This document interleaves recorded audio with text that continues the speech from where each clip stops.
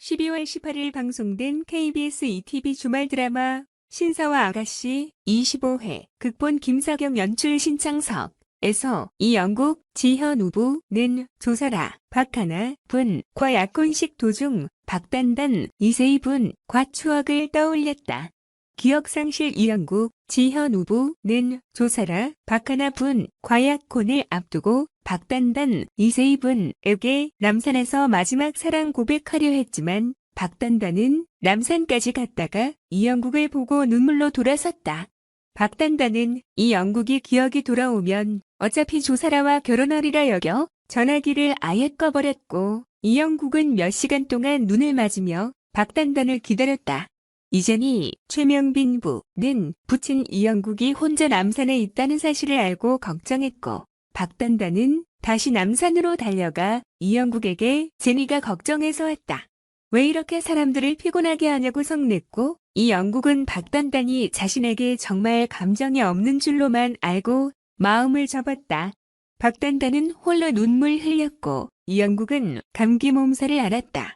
이영국은 이젠이 최명빈 분, 이세찬, 유준서 분, 이세종, 서우진 분에게 조사라와 약혼 계획을 알렸고 세 아이들이 모두 약혼을 반대했다.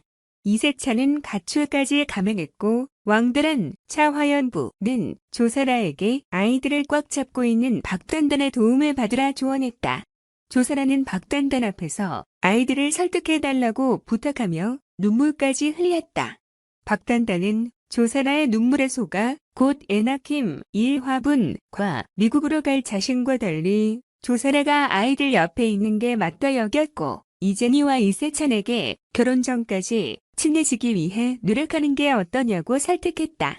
이제니와 이세찬은 약혼에 찬성했고 이영국은 박단단이 설득한 사실을 알고 그동안 철없는 행동으로 힘들게 했다며 사과했다.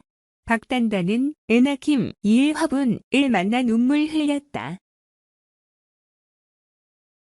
박대범, 안호연 분은 이세련, 윤진희 분과 이별 후 부친 박수철, 이종원 부내 치킨집 일을 돕는데 매진하려 했지만 이세련이 같이 살겠다며 쳐들어왔다.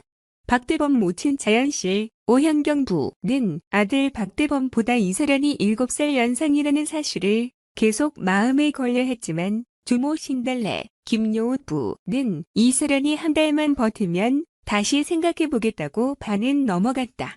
왕대라는 지인을 통해 딸 이세련이 박대범과 함께 친구들 모임에 나타났다는 사실을 알고 박수철의 집으로 쳐들어가 돈을 뿌리며 이 돈 먹고 떨어져라고 폭언했다.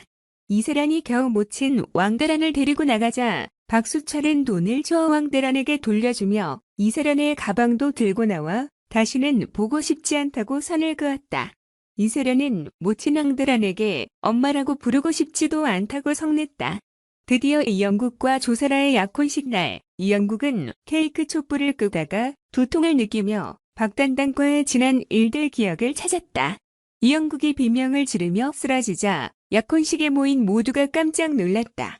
지현우, 박하나와 약혼식 도중 기억 혼란. 19일 방송된 KBS ETV 주말 드라마 신사와 아가씨 26회에서는 이영국, 지현우 분이 약혼식 도중 두통을 호소한 모습이 그려졌다. 이날이 영국은 조사라, 박하나와 약혼식 도중 소리를 지르며 주저앉았고 갑자기 머릿속이 뭔가에 짓눌린 것 같아요. 어떤 장면들이 내 머릿속으로 지나갔어.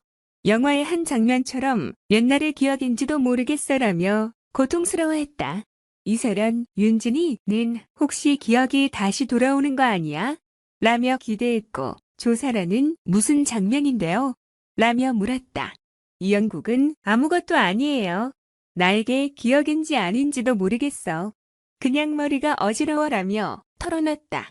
앞으로 이영국이 기억을 되찾고 조사라가 아닌 박단단, 이세희와 연인 사이였다는 사실을 깨닫게 될지 그게 긴장감을 높였다. 정동원, 임영웅이어 신사와 아가씨 OST 참여. 정동원이 KBS ETV 주말 드라마 신사와 아가씨 극본 김사경, 연출 신창석 OST의 네 번째 주자로 발탁됐다. 정동원이 참여한 신사와 아가씨 네 번째 OST 가리워진 길이 18일 오후 6시 발매된다. 가리워진 길은 1987년 발표된 유자하의 데뷔 앨범이자 유적 앨범의 수록곡으로 이번 신사와 아가씨 OST를 통해 정동원 특유의 감성과 가창력으로 재해석됐다. 특히 마치 한 편의 명시와 같은 서정적인 가사에 맑고 깨끗한 정동원의 음색이 더해져 훌륭한 조화를 이룬다.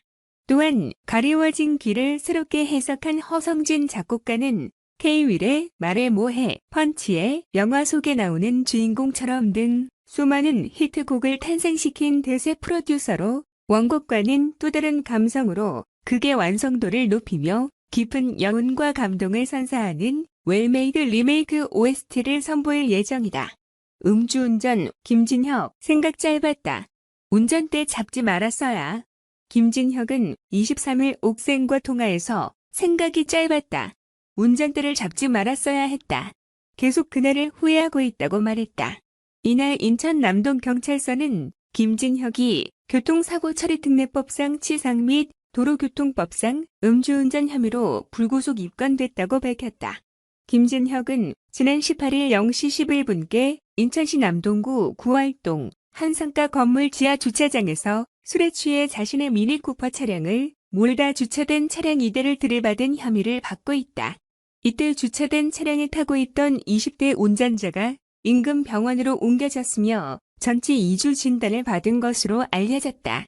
당시 신고를 받고 출동한 경찰이 측정한 김진혁의 혈중 알코올 농도는 면허정지 수치 0.03%에서 0.08% 미만으로 파악됐다. 김진혁은 오생과 통화에서 그날 저녁 카페 건물에 주차를 하고 지인들과 커피를 마시다 연마리관이 술을 마시자는 말이 나와서 옆 건물로 이동했다. 술을 3에서 4잔쯤 마셨을 때 차를 빼달라는 연락이 왔다. 대리기사를 불러서 차를 빼야 하는 게 맞았지만 술자리가 끝난 게 아니라 차만 다시 주차하고 집에 갈 때 대리기사를 불러야겠다고 생각했다. 그래서 다시 주차하는 과정에서 사고가 났다. 너무 생각이 짧았고 안일했다고 말했다. 김진혁은 SNS를 통해서도 반성의 뜻을 밝혔다. 그는 2021년을 10여일 남기고 잘못된 판단으로 인해 반성 중이다. 앞으로 SNS 활동을 중단하고 자숙하겠다. SNS 활동만 해도 걱정하지 말아달라. 더욱 성숙해져서 돌아오겠다고 말했다. 한편 김진혁은 MC썰로 2016년 디지털 싱글 야이야이야로 데뷔했다. 뜬다. 여보야, 전화를 잘못 걸었어요 등으로 활동했다.